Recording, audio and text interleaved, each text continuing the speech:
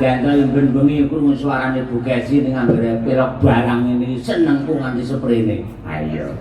Mergo jaman semono ya nun sewu saestu menika. Kula kedanan kalian Bu Kesi menika mergo pelok barang. Nonton wayang nang nggih pagelaran keraton ya pimo lumo nempi Bu Kesi ninggen mau langsung mau nih geritan gerakap kok iso kaya mangkono muga-muga sok aku iso disindeni piyai kaya ngono alhamdulillah le nyindeni kula mboten namung teng panggung mawon ning ngantos teng griya tansah dipun sindeni Bu Kesi ya pas menggewe. Apa?